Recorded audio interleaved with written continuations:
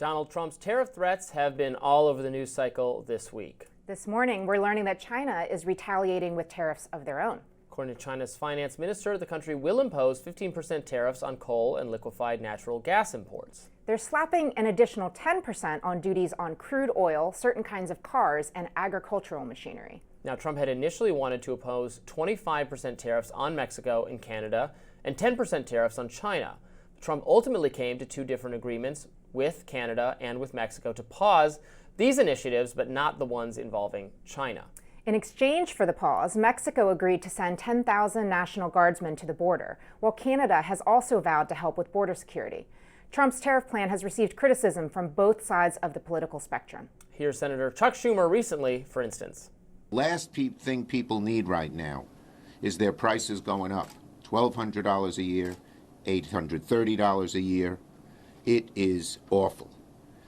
And so I am saying to President Trump, stop these tariffs. You campaigned on lowering prices.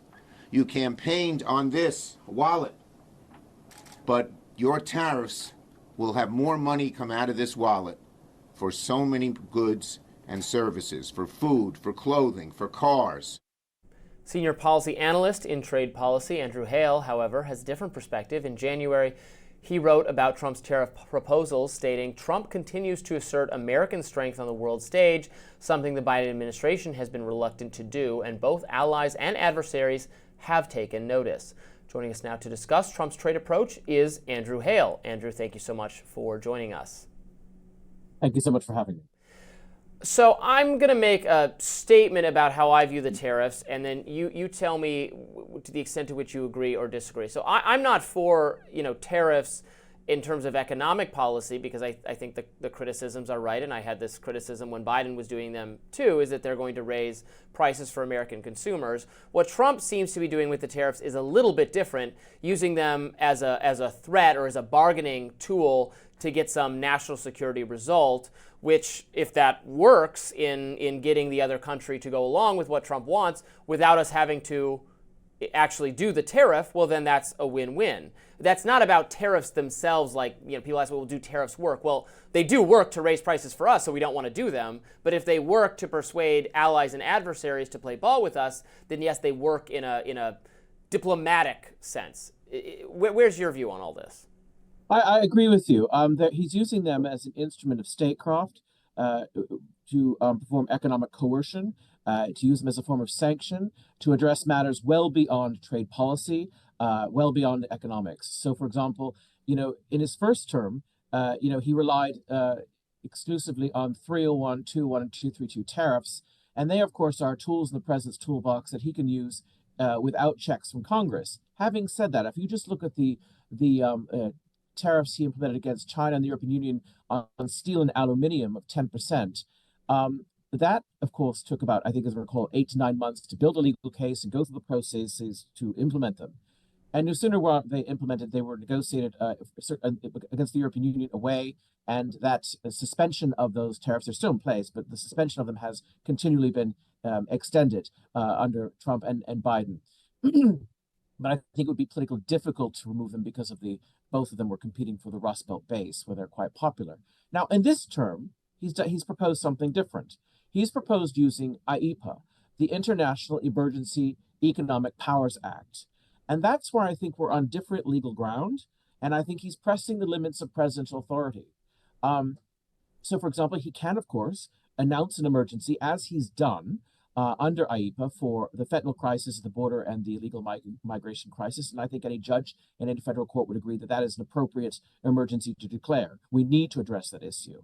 I think where it gets a bit hazy in legal terms is that IEEPA has never been used to implement tariffs before. And I think that's what we need to focus on. We also need to focus on the fact that Congress gave this power to the president of IEEPA in 1977 and never intended him to use this as a means to implement tariffs. So again, that's not the intention of the legislation.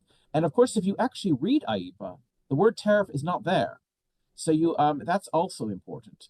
So again, I think that's where, if he actually did implement tariffs under IEEPA against Canada and Mexico, I think that you could potentially have people, industry associations, and those representing the interests of Canada and Mexico, potentially raising this to the federal courts and having this, looked at more closely by a judge. And again, it's not been tested against Canada and Mexico. I'll just finish with this. In his first term, of course, President Trump proposed a 5% tariff under IEEPA in his first term. Immediately, the Mexican president came to the negotiating table, and those 5% tariffs under IEEPA were never ever implemented. So he hasn't actually implemented them against Canada and Mexico before. He's threatened them before, but not actually implemented them. So again, they are a negotiating tool so far. So, Andrew, what you're describing is primarily targeted use of tariffs, both during the previous administration and the administration under President Trump's first term. But what he's describing right now are sweeping 25% tariffs for Canada, for Mexico, 10% tariffs for China. Help us understand, Andrew, what that look like and what kind of impacts could we expect to see? Well, again, it hasn't actually happened. And yes, he's proposed under IEEPA, because of a national emergency he's declared, the federal crisis, this 25%, which he couldn't do under the trade 301, 21, and 232 tariffs that he was using in his first term. He's doing something different now, and he's proposing to use these more broadly and more often. And of course, they said so in the campaign. But as I've always said, from the very beginning, I think they're in more sketchy legal territory. And of course, if you look at the spending cuts that were stayed by a judge just last week, and of course then immediately pulled them, they are seeking to press the limits to where they can go with the limits of presidential power. So again, it's something to look at, because again, he does threaten these. People come to the table, and he got what he wanted yesterday. And of course, now we're not having the 25% tariffs against Canada and Mexico. I will actually say, with regards to, so I'm not entirely sure that he's as concerned about using them as a method to raise revenue or use them as some sort of economic advantage as, say, a pure protectionist would be. Because I'm just telling you, the protectionists I know here in Washington, the more extreme ones, they're very unhappy that 25% tariffs haven't been implemented against Canada and Mexico. They wanted this. They wanted to test this out. They wanted to prove that these things were going to be of economic value, and that hasn't happened. And the fact that they've been pulled back, I think, shows that the president is a bit more circumspect about them than some of these more ideological protectionists, because of course he is at the end of the day a deal maker. And if you read The Art of the Deal, much of this is about the messaging, making robust statements, getting everyone to focus on an issue, whether it's China's encroachment in Panama Canal or Greenland or what have you. I've had people say to me, is he going to invade, Danish territory? And I think that, people, it's forcing people to focus on a very important issue. We don't want China building a base there. We don't want them purchasing mineral rights in Greenland. And like I said, the more robust messaging has actually worked in that regard to get us all very concerned about it. Yeah, the ideological protectionists you mentioned, I've had arguments or debates with these people as well. Yeah, it seems to be that their view is you can use tariffs to prop up or even create the industries or the manufacturing and have it be done in the U.S. itself, which I always end up being rather skeptical about. I mean, I guess if you're prepared to spend any amount of money or have any amount of government protection, eventually, yes, you could make it economically viable for some industry to be involved here, but it would be at such an enormous cost to the rest of us. What's the point of doing that? I understand if it needs to be done from a national security perspective, that we don't want to be overly reliant on China or other countries that are in China's orbit or could be threatened by China. But that makes me say, well, can we find other trading partners elsewhere in the globe who want to work with America, who want to enrich their own economy by having manufacturing there? That seems to me to be a better strategy than saying, no, everything needs to be made in America, where there's unbelievable regulatory costs, unbelievable labor costs, unbelievable environmental costs. It actually seems like a pipe dream to me, but I know some protectionists really think it's possible.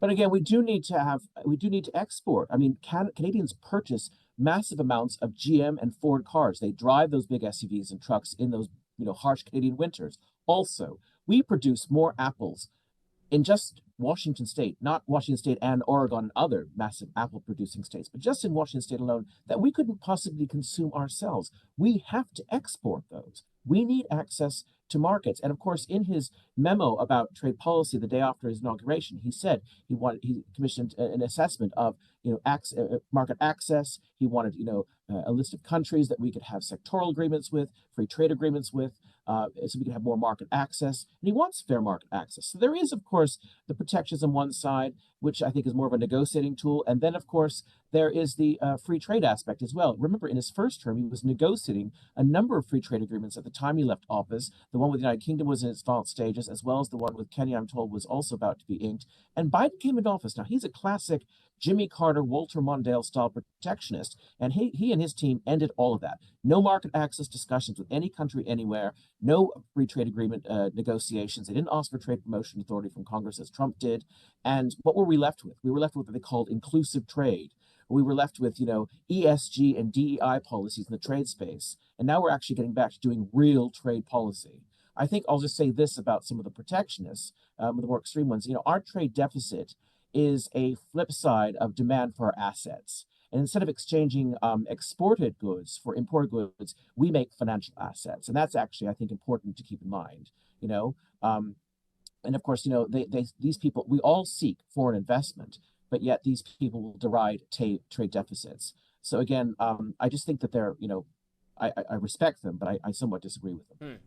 Andrew Hale, thank you so much for joining us. We appreciate it. Thank you so much. It's a pleasure.